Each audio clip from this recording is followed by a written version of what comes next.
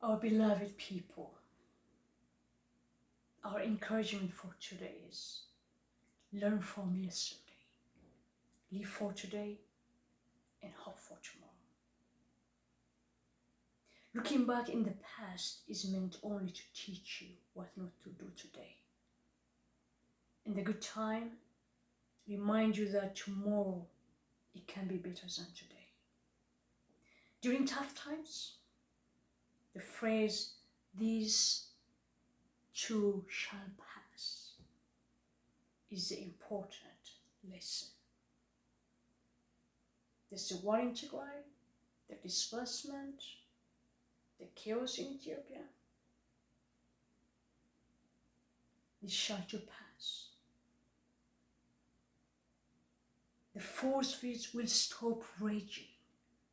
The hurricanes will die out, and the sun will come out tomorrow. Tomorrow is what you strive to achieve, working toward. What you do today, build for tomorrow.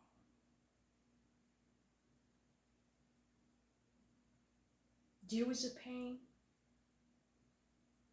First and foremost, never blink your eyes until this battle is won. Until the war is over.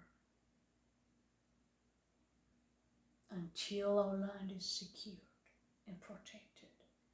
Until our people are safe.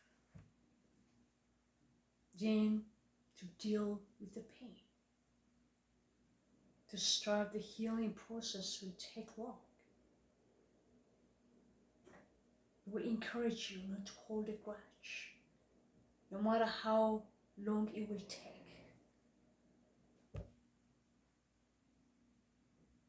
Not to hold any bitterness. Not to hold any grudge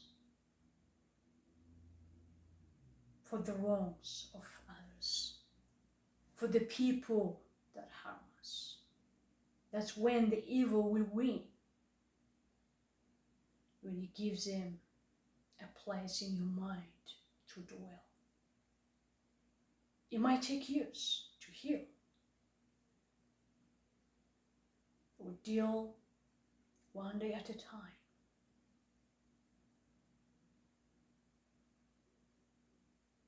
By working for any bitterness of a grudge to find a place in our hearts or minds which is more damaging,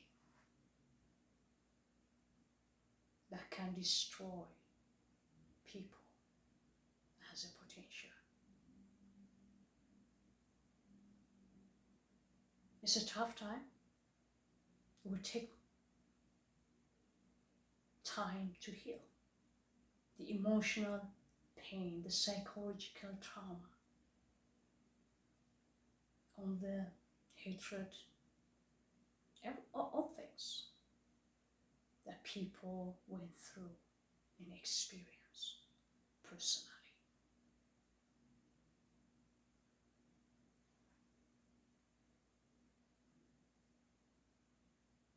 Think of those things.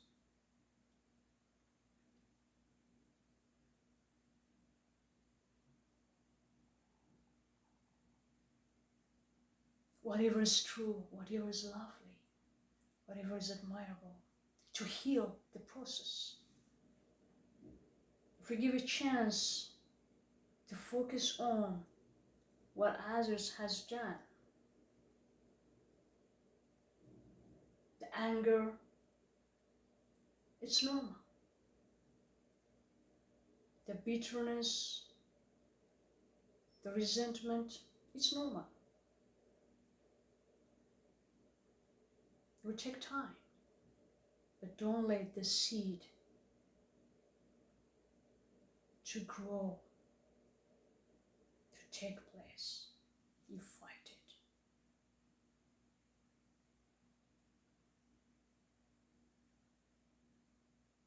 Don't import what others has done.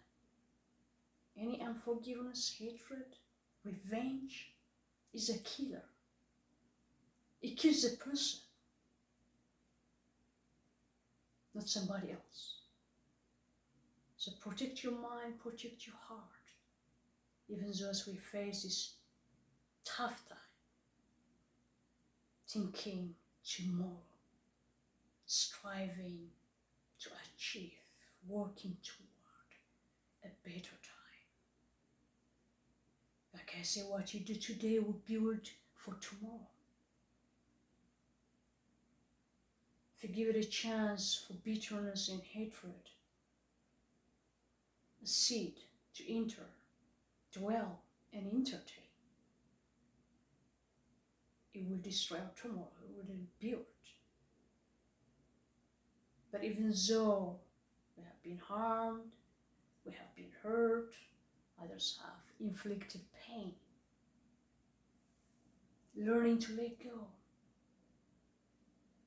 Let go.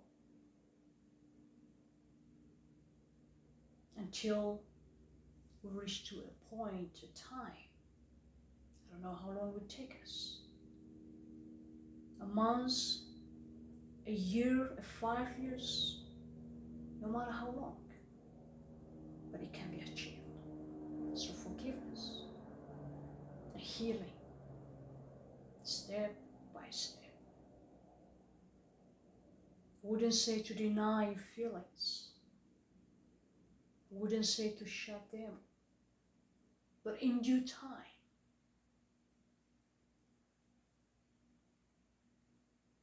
and in the process, think of the good things instead of the bad people have done. Our enemy is trying to make us to do what the enemy is doing, enticing us to pay back, to revenge, stir us up,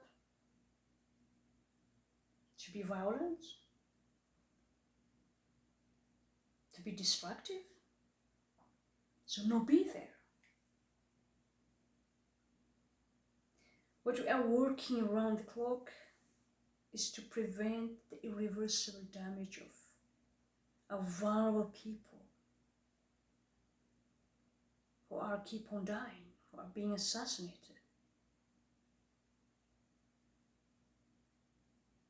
For standing up for themselves,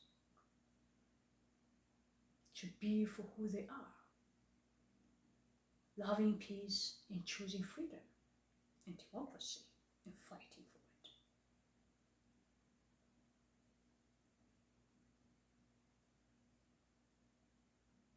it. Anything man can replace it, we will. But the irreversible, precious life of our people is what is our priority, our concern. To all the Tigrayan people, and also the Eritrean and others who have been called out to participate in a protest globally on January 8th and also on the 22nd of January, no, be there. Again and again, this is not a battle, this is not a fight. Pick and choose your battle and be wise. This is a plot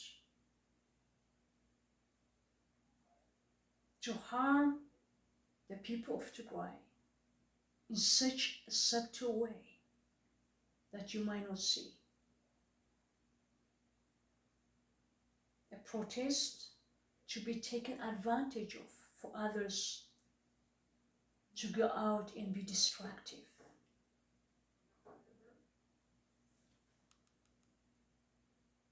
With the cover-up of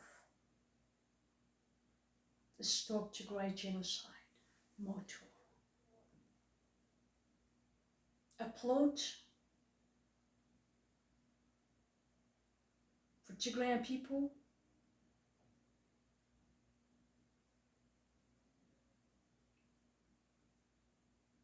to affect your reputation,